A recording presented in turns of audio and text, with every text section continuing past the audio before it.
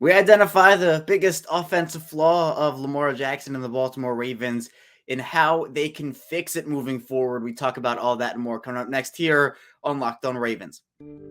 You are Locked On Ravens, your daily Baltimore Ravens podcast, part of the Locked On Podcast Network, your team every day.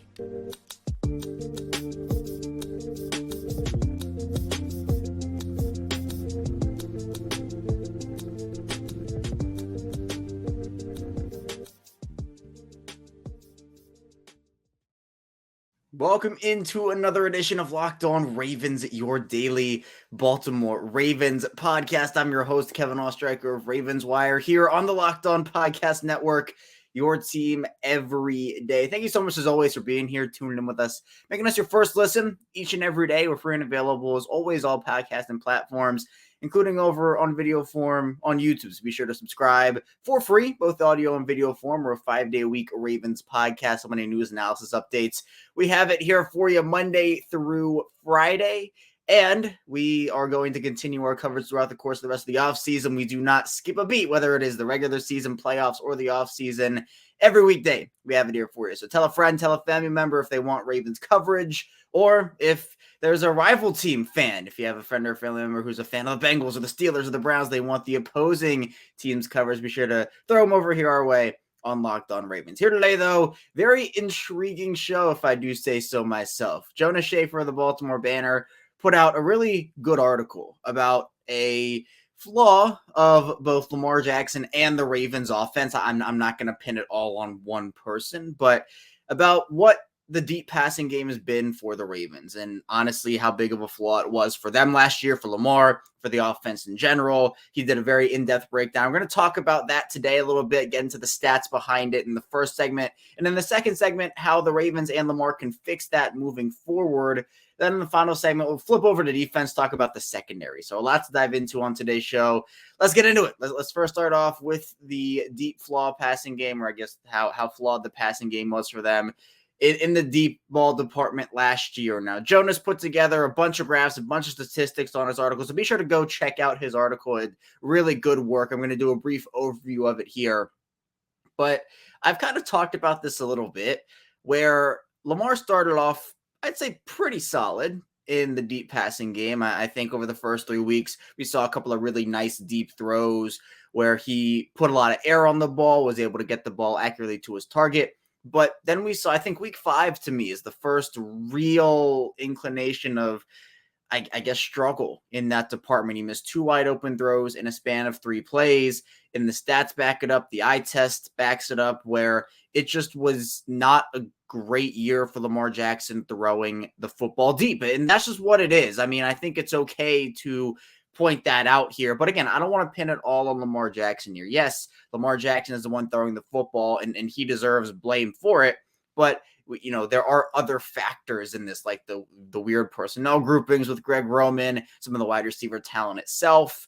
But obviously, if you're the guy throwing the football in an NFL setting, you have to make a lot more of those than Lamar made. So overall, Jonas charted all 45 of Lamar Jackson's attempts deep to see what went wrong with them. And Jonas found that he ended up completing 15 of those 45 throws. That's 33.3%, a third of those passes. And that excludes Hail Mary attempts and throwaways. And look, sometimes you don't need to complete deep passes every single game if you want to win. I mean, in that big Cincinnati game, they won that game despite Lamar missing those 2 wide open touchdowns in a span of 3 plays. And, he acknowledged, like, the Tylan Wallace throw was one that a lot of people are like, you have to make that throw. You have to make that throw. And he himself, I think, was upset. And he's, we'll talk about how he can fix it in the second segment, but he said that he should have given a little bit more air on that pass. He said that, they won the game, so they're good. But again, it would have been a little easier, I think, if he was able to complete that ball to Tylan Wallace. And for that game in particular, he went 1 for 5 on deep passes, but digging a little deeper, Jonas dug a little deeper on this whole thing. His accuracy on passes of at least 20 air yards has fallen each of the past 2 seasons, according to Sports Info Solutions as well. And we can look at how Lamar has finished over the last 4 seasons, and we do see a huge drop-off in 2022. So we'll start in 2019, catchable rate and on target rate. 2019, Lamar Jackson deep ball wise, 52.3%. That's 25th in the NFL, or was 25th in the NFL that year. On target rank, 38.6%, which is 28th. 2020, catchable rate, 60.5, which was 20th. 58.1 on target rate, which was 11th. 2021, 61.2 catchable rate, 17th. And 49% on target rate, 23rd. 2022, 41%, 34th. They were 34 qualified quarterbacks that attempted 25 deep passes. Lamar Jackson ranked last, 34th with 41% catchable rate. And on target rate was 35.9, which was 32nd or third to last. And again, this is not completely 100% Lamar Jackson's fault, but at the end of the day, with a quarterback like Lamar here, who he has shown, like, again, it's not like Lamar has been a bad deep ball passer throughout the course of his career. It actually is an area that I really enjoy him having success in, because he can throw a beautiful deep ball and a beautiful spiral. But last year for him was not up to snuff in terms of throwing the ball deep. Now, a lot of things that go into deep ball failure is not just the pass, right? The opposing defense and Jackson supporting cast, Jonas found, are responsible for 11 and 6 play failures respectively. So just because Lamar Jackson ranked 34th last in catchable rate and third to last in on target rate doesn't mean that every ball was so overthrown and it was his fault and there were not any balls near the receivers and it was everything that just had to do with Lamar. That's not the case.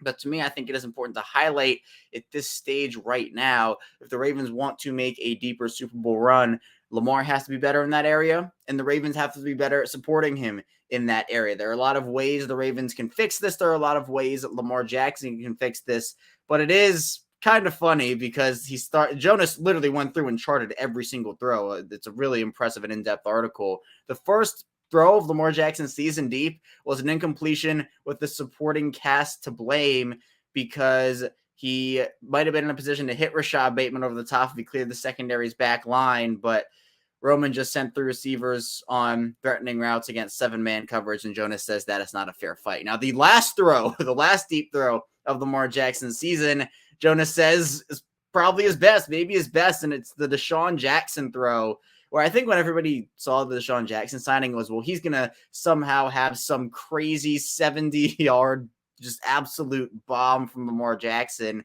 And what ended up happening? It was a 62-yard pass. The ball traveled 63.2 air yards, or yards in the air, according to the NFL's next-gen stats. And if Deshaun Jackson that actually kept running after his catch, might have been an 85-yard touchdown. But there are just all these different things that go into it, where you have, in order to complete a deep pass in the NFL, so much has to go right for you. Like, the ball has to be perfect. Because NFL defenses, you can bring safety up over the top. You have to beat that safety up over the top. Sometimes there is none because they're blitzing or they just don't play a guy deep. But you have to have the ball perfectly put into a basket, or at least in the general vicinity of the receiver. The defense has to either misplay it or there's a great catch by a receiver. You have to have so many things go right for you. So look, I understand that it's very hard to complete a deep pass in the NFL, but you got to do it, I think, at a better clip than Lamar did in 2023. And again, it's okay to say Lamar has flaws here. I'm a big Lamar Jackson guy. I have been for a very, very, very long time, but no one's perfect, right? Everybody has flaws. Everybody, whether it's NFL players, just people in general, everybody has their flaws here. But the good thing about this is that it is fixable for both Lamar and the Ravens. They can both contribute to how this gets fixed. So coming up in the second part of the show, we'll be talking about how the Ravens and Lamar can fix their deep passing game. So be sure to stay tuned. Plenty to talk about on Locked On Ravens. But first, this episode is brought to you by FanDuel Sportsbook. And baseball season right now, it's in full swing. There's no better place to get in on the action than FanDuel, America's #1 sportsbook, because right now, new customers get a no-sweat first bet up to $1,000. So that's $1,000 back in bonus bets if your first bet doesn't win. Just go to FanDuel.com/lockedon to join today. In the Orioles, it was a crazy, wacky win for them last night. There was a huge delay because of the weather. Jordan Westburg, though, gets his first RBI, first MLB hit. So good start for him. If you want to bet Westburg props or Rutschman or Gunnar Henderson or just the Orioles in general, be sure to do it over at FanDuel. They're a pretty good bet right now, honestly. So don't miss your chance to snag a no sweat first bet up to $1,000 when you join FanDuel today. Just go to FanDuel.com/lockedon to sign up. FanDuel, official partner of Major League Baseball. Major League Baseball trademarks use permission. We're back here, our second part of Locked On Ravens Tuesday style Taco Tuesday here on the show. Kevin Oestreicher still here with you again. Thank you so much for being here with us, making us your first listen every day on Locked On Ravens as we continue talking about this team that, again, training camp is slowly creeping up. It's not here yet, still a few weeks away. But as we continue to get closer, it gets more and more exciting. And part of that is just the improvements that the Ravens can make, obviously, in 2023. We talk about the deep passing game, Jonas Schaefer's article from Baltimore Banner, and a really good job by him. A lot of credit to Jonas for what he was able to do, just diving into that. Again, just a summary, Lamar was the worst passer in terms of catchable rate on his deep passes in 2022, and then ended up being third to last, unfortunately, in the on-target rate. So there's a lot of improvement there. But again, it's not just a Lamar thing. It is a Lamar thing, but it's not just a Lamar thing. So how can this be fixed? How can Lamar fix it? How can the Ravens fix it? Well, for Lamar, I think he lost confidence a little bit in his deep ball over the course of the season. Because again, I think we saw it be somewhat decent for him. I mean, look, in that game against the Jets, he had 3 touchdowns on deep balls. He threw 4 deep balls in the week 2 game against the Dolphins. He had 2 completions, 2 of 4. That's not bad.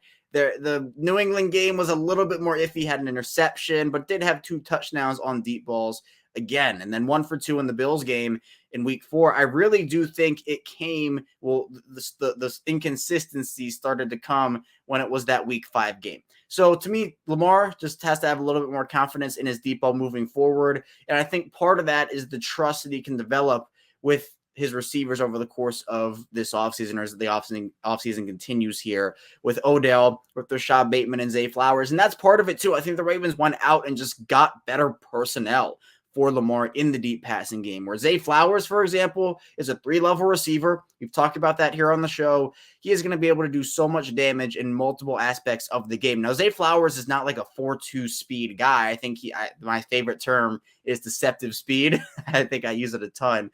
But he has deceptive speed where you can't fall asleep on him in the deep passing game, or else he is going to burn you. It's honestly kind of like Rashad Bateman, where I'm not sure how much speed Odell has left in the tank here. He was never really a speed guy to begin with.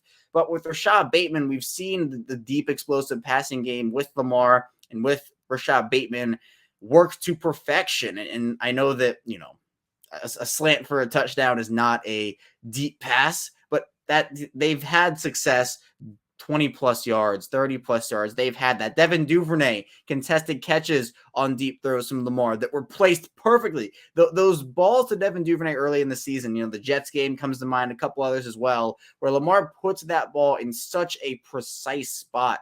Those are the types of throws I want to see a little bit more here. But part of this also is just scheming guys open and helping Lamar in those situations, maybe rolling him out a little bit. Lamar getting more air under those balls. I think Lamar sometimes just over-anticipated or sometimes under-anticipated where his targets were going to be. And again, it is not easy. It is not easy to complete a deep pass in the NFL, but you have to have those big explosive plays, especially on offense, in order to keep a defense honest. You can't just have everybody up in the box. And with Lamar's passing last year, deep passing game being what it was, maybe teams start the year and circle that up and say, oh, well, we see this area that Lamar didn't do super well in last year. We're going to try to bring more guys up. And it's not just as simple as stopping the run game anymore, right? Like, I think that was the go-to for a lot of teams. We'll stop the run and we'll force the Ravens to throw. And that, it didn't work. It did to an extent sometimes, but, the whole thing with, Baker Mayfield back in, was it 2019? I think it was 2019 when he said, just make him throw the ball and we win the game and it's our game or something like that. I can't remember the exact words, but that was never a thing and it's not going to be a thing because Lamar is a good thrower of the football. But to me, I think the Ravens have taken steps to fixing the deep passing game. And I think it's something Lamar is working on this offseason. Obviously, I'm not there with him, but I feel like Lamar understands. And look, he takes his mistakes seriously. He beats himself up over it. He's very competitive. And I think he is aware that last year was not his best in terms of that. But it's, again, the thing that gives me hope with this is that he has not been a bad deep ball passer for the entirety of his NFL career. For his 4 years as a starter, 2022 was by far the worst year for him as a deep ball passer.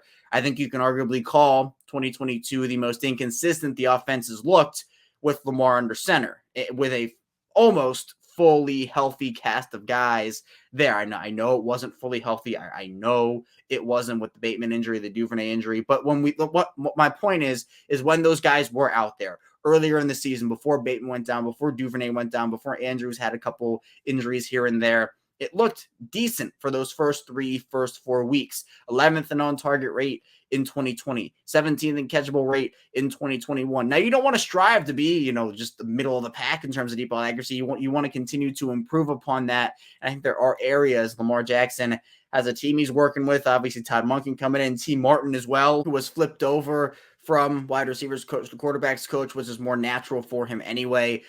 I think Baltimore is much more set up this year, especially with the Beckham, Bateman, and Flowers trio. You still have Duvernay and honestly Nelson Aguilar. Nelson Aguilar, again, has been like the stud of offseason workouts for the Ravens so far, OTAs and minicamp. He's a burner. He's a speedster guy, a deep ball threat. He is someone who you target him in the deep passing game. And look, is he going to drop a couple passes? Is he going to contribute to the supporting cast failure for a couple of deep ball passes Lamar doesn't hit because of, bounces off his hands or something?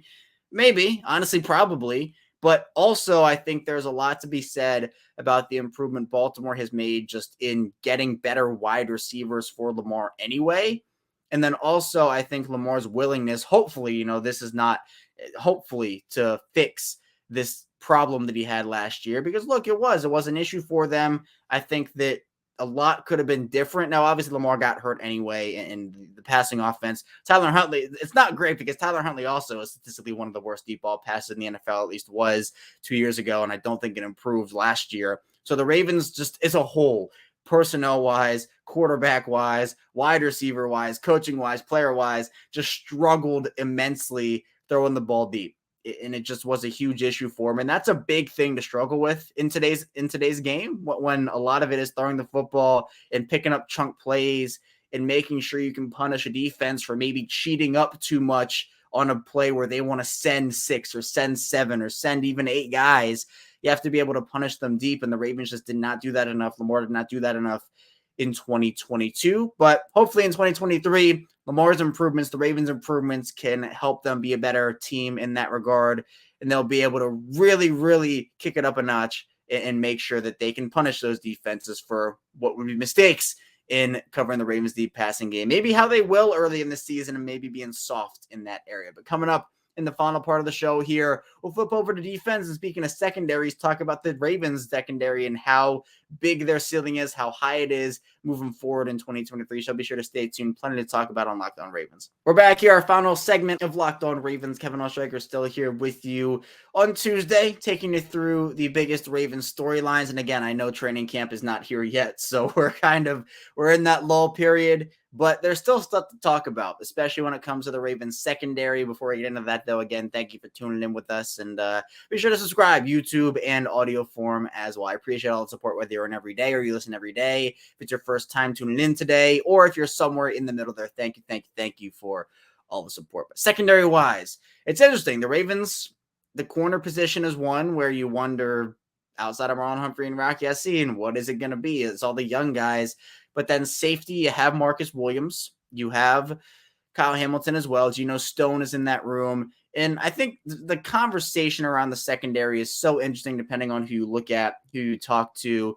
In the Ravens Late for Work, Kyle Barber, friend of the show, Kyle Barber, pointed to a PFF article by John Costco, who believes that the Ravens can be the number 1 secondary in the NFL. John said, the Ravens secondary struggled for parts of the early season, but ended the campaign as the NFL's 10th highest graded unit. A slow start was to be expected, given new pieces, a new defensive coordinator, but Humphrey and company will be tough to pass on this year now that they've had a full year to play together. Hamilton earned the highest grade of any safety in the NFL in 2022, while Humphrey was reliable as ever. This could end up being the best unit in the league by the end of the year.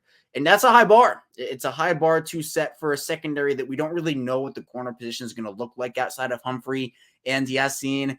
what's going to make or break the secondary, in my opinion, we'll talk about this throughout the course of the offseason, and just as maybe the Ravens sign a guy or don't, I think that decision is going to be something we'll talk about a ton and could really loom large when it comes to either the success or the failure of the unit as a whole, is going to come down to the young players. I mean, that's just what it's going to be.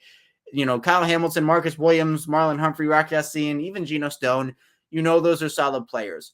But can Pepe Williams step up? Can Jalen Armour-Davis step up? Trayvon Mullen or Darius Washington?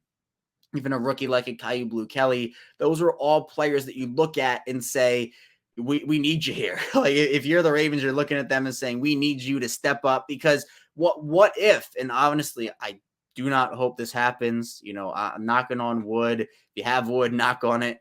But if Marlon Humphrey goes down, that room is it's all but over, essentially. Not that I don't have confidence in the young guys, but they don't have another Marlon Humphrey on that roster. Not a lot of teams have one Marlon Humphrey on their roster, let alone say, no, yeah, well, we just have this other guy waiting in the wings here. Rock Ya-Sin's a really solid 2 to 3 option. He's not Marlon Humphrey. These young guys, they're not Marlon Humphrey. But if these guys can play in tandem with Marlon Humphrey and take the burden off of him a little bit, he doesn't have to play in the slot. Like, to me, one of my favorites in that room is Darius Washington. I've talked about him a lot. If he wins out that slot job over Pepe Williams, and I think both those guys have potential to do some damage and have a really, really good positional battle over the course of training camp, you don't have to worry about your slot guy. If you can afford to play Kyle Hamilton more in the role I think John Harbaugh wants to play him in anyway, which is the pure safety role, you can move him around the field still, but with Chuck Clark being now a member of the New York Jets and unfortunately not playing this year with his torn ACL, which is another storyline in itself. But regardless, with Chuck Clark not being there anymore, you did that, if you're the Ravens, to free up playing time for Hamilton and free up playing time in that one specific area for Kyle Hamilton. Where, look, Hamilton was a great slot for them last year. He did a really good job being physical at the line. And a player with his frame in the slot, I think, is such an anomaly in today's game, where it's so interesting to think about, just like a huge safety player lining up against these smaller slot receivers. And it's not just smaller slot guys. Teams line up everybody in the slot nowadays. It's very rare that you see a receiver not have inside-outside versatility. At least I would say it is. It's less rare now than it was even 2 years ago, 3 years ago. It's much more common today. You're going to see all these star guys line. I mean, Justin Jefferson, and you can play AJ Brown as a big slot, and all these toppers. Cooper Kupp obviously is one of the better receivers in this game. All those guys can play in the slot. So to me, I think that what the Ravens can do secondary wise largely has to do with their young players. Safety wise is not as big as a concern for me, especially because we saw what Marcus Williams did last year, right? We saw the impact. Speaking of deep balls, Marcus Williams was the ball hawk he was advertised to be. My whole saying is that 5 year, $7 million deal. Marcus Williams is so worth the money. It's not even funny. It's a little rhyming in there. I'm very proud of it, by the way. But to me, I think that what the Ravens have there with Williams, with Hamilton, Geno Stone, who I still think is very underrated. He's not a player that's going to wow you with his stats or with anything, but is around the ball, has shown to have those really high IQ ball instincts, and someone who I think is a very smart football player, very smart guy overall. That position to me is not a huge concern. Now, if Williams or Hamilton were to go down, that's a little bit of a different story. It's not the catastrophic event I think that Marlon Humphrey going down would cause. I think it's still a huge problem if it happens, but I feel a lot more confident in the safety room right now than I do in the corner room. And it's so weird to say that about a Marlon Humphrey-led room, because I am so confident in Marlon Humphrey. And remember when we were talking in 2021 about Marlon Humphrey in his down year, and not everybody, but people were saying, oh, is he really a top 5 guy? Is he really that good? And I'm just like, what are we doing? Like, what are we doing here? And he bounced back and had one of his best seasons in 2022. He's a top 5 player at that position. He's better than top 5 to me personally, but he's a guy that you can rely on. Rock Ya-Sin, again, solid. You can rely on him, but it's going to come down to those young players. It just is. And if they can't step up, this is a receiver league now. Like we talked about Cincinnati last week with Kaji Ismail, and if the Ravens can take back the AFC North from the Bengals, it's a really exciting show we did there. And we talked about Cincinnati, Pittsburgh, and Cleveland. If you haven't checked it out, I highly recommend you do so. But my one reservation, or maybe not one, but one of my biggest reservations about saying, well, can the Ravens actually do this thing? I think they can, by the way. But one of my biggest reservations about it was, well, we know the Bengals have Jamar Chase and T. Higgins and Tyler Boyd. The Ravens have Marlon Humphrey and Rock Ya-Sin, but who's their third guy that's checking one of those guys? Is it Kyle? Are you putting Kyle Hamilton in the slot for those matchups? I don't know. I really don't know. Is Pepe Williams going to be the guy who checks one of those three? Is Ardarius Washington? Is Jalen Armour Davis? Is Kyle Blue Kelly? Is Trayvon Mullen? They need to have at least three playable guys. Brandon Stevens is playing safety this year. That's another guy I forgot to mention. Brandon Stevens, John Harbaugh did say, is moving back into the safety role, so he's been flip-flopped all over the place. You know, we talked about this. Running back in college, then moved over to corner, then flipped over to safety, then flipped over to corner, then flipped back to safety. He's been on a weird career path, even dating back to college and even high school, if you want to go back that far. But it's going to be up to these young cornerbacks to make or break the year for the Ravens secondary. It just is. And if you aren't getting the year you need from those guys with how the NFL is built, like Pittsburgh, for example, there are three with Deontay Johnson, George Pickens, and Allen Robinson. You're not as worried about an Allen Robinson is your third guy. For Cleveland, it's Donovan Peoples-Jones, Elijah Moore, and Amari Cooper. You know, you're not as worried about Donovan Peoples-Jones as your number three. So I'm not saying the Ravens have to have 3-star cornerbacks or else they're doomed this year. That's not what I'm saying whatsoever. But I personally would like to see one of these guys step up. And when it comes to the ceiling of the secondary, the ceiling, you know, being the number one unit or being a top 5 unit or whatnot, is going to come down because we know Marlon Humphrey can do his thing. We know Marcus Williams and Kyle Hamilton and Rock Ya-Sin, but we don't know. The unknowns are what I think can propel this unit over the top to become that, or whether it's just going to be Marlon Humphrey's great, Marcus Williams is great, but they don't have much else outside of you can call it the big four, I guess, in Ya-Sin, Humphrey, Hamilton, and Williams. We'll see how it all plays out for them. But I'm excited to see it because for the Ravens and their defense, we saw so much potential over the course of the year. Where, again, it started off slow a little bit with Mike McDonald trying to find his way, the defense as a whole trying to find their way. They bring in Roquan Smith, though, and the defense I just think took off and showed me a lot. So I'm excited to see them hopefully continue to build off of that and figure out how they can continue to assert their dominance over the course of the year this year. But that's all I have for you here today on Locked On Ravens. Thank you so much for tuning in today. Again, be sure to subscribe on YouTube. Subscribe in audio format. It's free, no money involved on the show. When we get back here tomorrow, more Ravens content from us, so be sure to stay tuned for that, and I'll see you right back here tomorrow on Locked On Ravens.